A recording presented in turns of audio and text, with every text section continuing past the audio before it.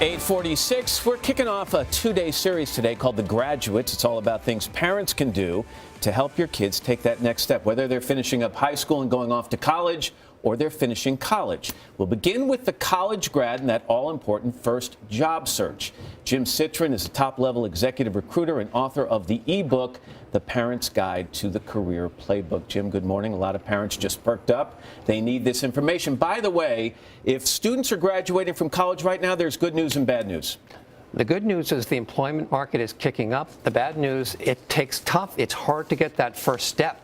And there's a lot of underemployment. A lot of college graduates are going to leave college and go into the workforce. They're going to get jobs that don't quite really require the degree they're coming out of college with. Employers are looking for the kinds of skills that college graduates are really getting there. Communications, problem solving, collaboration. So the key is just to get in the workforce. College kids are going to work for 10 to 15 companies over their career. This is stressful for the college graduate. It's also stressful for the parents of the college graduate. Let's talk about three different kinds of graduates, right? The first we'll call the panicked graduate. What type of kid is that?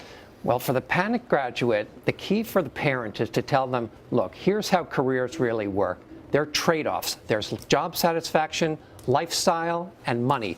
The good news is you can have it all. The bad news is you can't have it all at the same time coming right out of school. And you make the point that people are going to have 15 to 20 jobs over the course of their lives and careers. Jump in and get started. Correct. And actually, if you want to make a lot of money, because money is a trade-off with lifestyle and job satisfaction, this is obvious.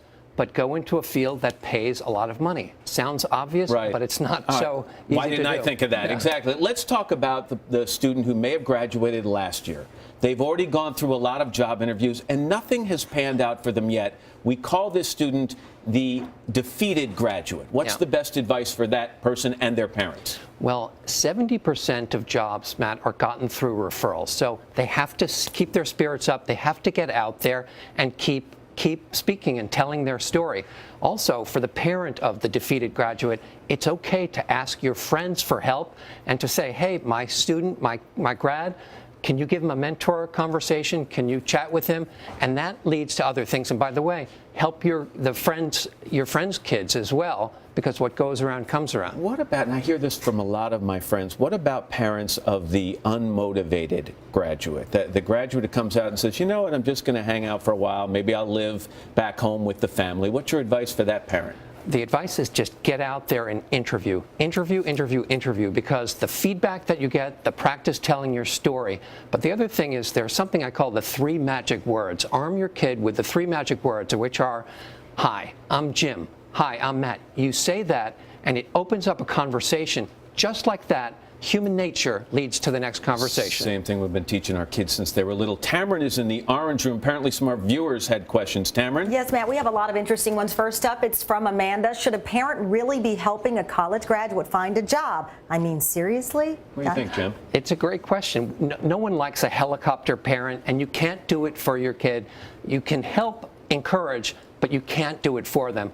So they have to go through the process, but you can be there as a good parent to help. Tamron, you have another? Yes, we do. For Jim, this is from Maureen. Do summer internships lead to full-time employment post-graduation? If so, should we be aiming for internships as soon as the summer after freshman year or later? Great question.